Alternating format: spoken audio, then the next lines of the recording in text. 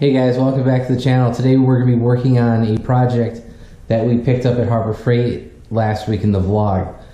Today what we're working on is a new tool for the shop. So I'm going to need this tool to work on the Corvette whenever I get it back from paint. But as of right now, we're going to assemble the tool and we'll go through the setup process of getting this thing working. So if you guys have been wondering what I've been talking about, you guys can see all of these pieces laid out in the floor of the shop. And what I picked up was a Harbor Freight 2010 shop press. And you guys might be wondering, well, why do you need a shop press? Well, I need to press out some bearings and some stuff, and this will be related to the Corvette when I get fully involved in that project. But for now, I've been wanting to get one of these for a long time, but I just never really had the reason to get one, and finally project came up where I'm going to need it, and it's not going to take up too much shop space. I was at Harbor Freight and I looked at getting the 12-ton press versus the 20, and the 12 is probably like, I don't know, 6 inches shorter and maybe 2 inches narrower, but the price difference was only like 12 bucks, maybe $15. The 12-ton press was like 125, 129, something like that. Well, the 20-ton was 179, but I got it for $139 because I had a coupon through Harbor Freight, and it was like a red tag sale, a leftover Black Friday sale. So I ended up getting this for $139 plus tax out the door. So I can't complain about that. And this box is very heavy. So what I ended up doing was I just left it in the back of the truck, and I opened up the box and I took out the pieces individually and eventually brought them into the shop. That's why I've got it spread out all along the floor. Ignore the mufflers. Those were going to be for a project for the SS. Actually, not my SS. They were going to be a project for a buddy's Caprice PPV. But we found out there was a difference in the 2013 Caprice that my buddy owns and my 2014 SS. The exhaust flanges are different. On the SS, they went to a ball and socket type flange, and on my buddy's PPV, they actually had a flange with bolts and a gasket. So we were going to either have to hack up my mufflers or hack up the guy's Cook's mid-pipe, and we didn't want to do that. So he ended up just leaving the mufflers here, and I need to put them back into storage. So anyway, let's get started on the assembly of the 20-ton press. Hey guys, we're going to do this build a little differently. We're going to use my cell phone to kind of shoot the selfie shots, and then I'm going to use my GoPro to do a time lapse. I haven't done a time lapse before, so let's see how this turns out. But the first step we're going to do is take care of the base and get the two edges that the press is going to sit on. We're going to get that all assembled.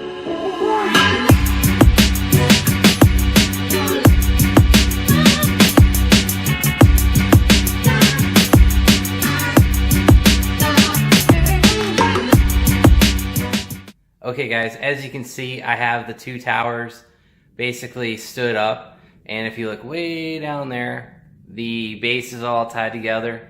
These are just held together with some 18mm bolts, 18mm for the socket, 18mm for the bolt, and then 18mm for the nut, and you simply just tie them together, and it's pretty simple. Now we're going to be moving into the center structure with the top, the middle, and the bottom, and there's two support braces on the bottom, but I'm probably going to do the uppers first. That way I can get those tied and less like crooked, because as you guys can see, the two towers they're moved outward. They're not pointed, not inward. They're not straight up and down. So let's get started on the next part.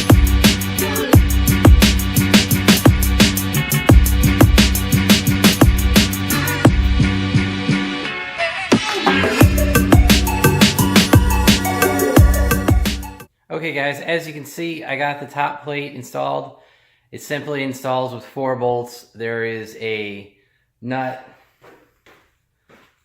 Try to get a little bit better shot.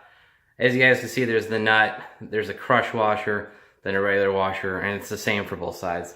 So we got the top installed. I also went ahead and installed the plate that the floor jack is gonna sit on, and then you screw it to that and it basically raises up and down in here, and I have to put those 2 springs in.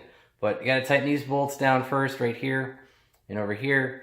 Let's get those tight, and then we can get started on the rest of it. Okay guys, I got the top fully tightened down. I wanted to make sure I use an impact to get that fully tight. And it happens to be a 24mm socket, so I use my impact and my hand ratchet, use that for a little bit, and then it's just a 24mm wrench on the end of it. You just use that to grab one end, use the impact on the other, and tighten down. And this thing doesn't move nearly as much as it did. I think what I'm going to do is use a smaller impact on the 18mm bolts on the bottom. That way everything gets tightened up real good. Now that we're done with the main part of the press, we're now going to get the rest of the springs and everything else tightened up.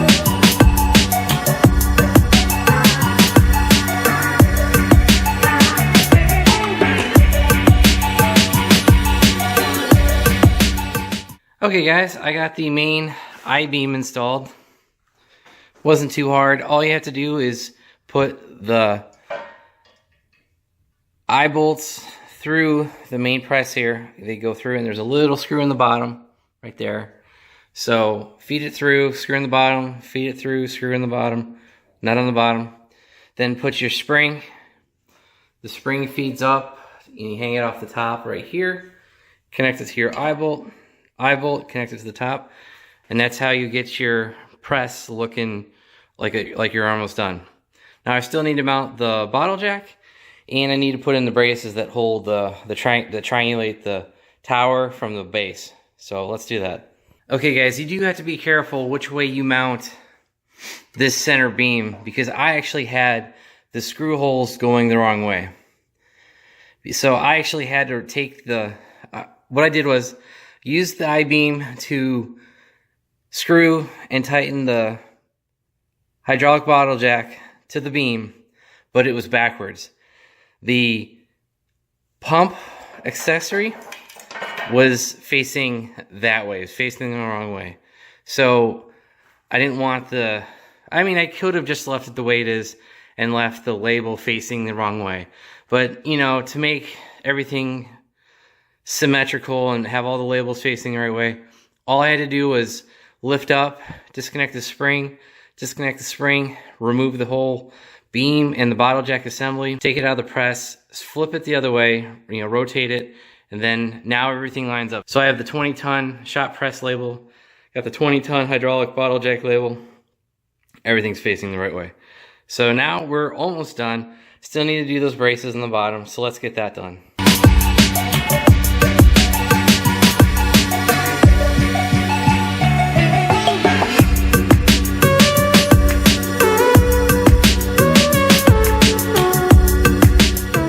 Okay guys, as you can see, I am actually done with the install. Obviously I haven't put the shop press where I'm going to put it, but everything's together. Didn't really have any major issues. I will say one thing. I didn't notice that there were 2 different length bolts. And if you guys look, the bolts on the very bottom, have a recessed head, and the bolts on top have a normal head. Well, those bolts with the recessed head have a longer thread, and you need to put those on the bottom. The instructions weren't clear at all about that, because I put those initially, the shorter bolt heads, through the bottom brace, and there actually wasn't enough room, and the bolt did not tighten up against the locking washer nut part of it. So that's one thing that I noticed. So there's not a whole lot of tips and tricks with this install. You do the base, put that all together. I did the triangulated brace pieces last because I kind of wanted everything to be done before I tighten up everything on the bottom. Once you get the 2 towers up, you slide the 2 pins holding the bottom piece in, slide this piece over the 2 towers, then you put the top on, tighten those 4 bolts down, nuts and bolts down, put the eye bolts on the center brace, you know, screw it on the bottom. Attach your hydraulic jack. Like I said earlier, make sure the screw holes are pointing in the right direction. That way your labels are all facing the same way. That's really about it, guys. Like, there's nothing too crazy about this. So let's get the handle and test this thing out.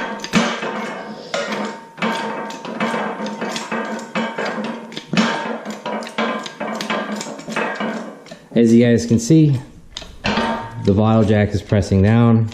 So here we're finally set up. Put your black kind of frame pieces down here over the two I-beams.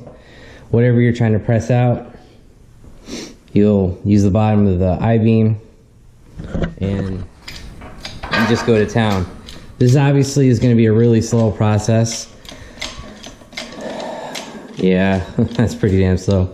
But what I think I may do in the future is actually get rid of the 20-ton hydraulic bottle jack and get a air over hydraulic jack where I can actually use my air compressor over there, hook it up to an airline, and you're able to actually use your compressed air to replace the actual manual pumping, and that will actually go a lot faster. But we'll see how often I end up using this thing, if that ends up being worth my time. That hydraulic air over hydraulic jack is like $80 to $100. You know, obviously use the Harbor Freight coupon, 20% off. I mean, assume I get it for like $65, $70, something like that. But as of right now, I think I'm just going to leave it as is, and this is kind of the overall setup. So let me get this moved into its final place, and then we'll pick up from there. Okay guys, here's the final spot for the hydraulic press. I'm going to leave it here kind of in the corner between the lift and the main bay. I used to have a bunch of crap laying on the floor over here anyway, so I never really walked right through that last kind of 2 feet of the garage right here between the two bays. And also by putting the press here, it's like I said, it's kind of not in the way of anything. It's too tall to stick under my cabinets on in the main bay. I mean, I've got some floor space over there, but it's simply too tall by like 2 inches. So that's kind of the storage spot for now. I did actually kind of think about putting it over here where that cabinet is and move that cabinet over to where this is. I don't know. I'm kind of in between. I like having all my detail stuff kind of along the wall. It's not in the way. The width difference is only like 3 inches between the press and the cabinet. There is a height difference though, so it's like probably 4 or 5 inches taller. I'm not entirely sure where this hydraulic press is going to end up, but so that's going to be it. I hope you guys enjoyed the video. If you did, give it a big thumbs up. If you haven't already subscribed, please do. Thanks and have a great day.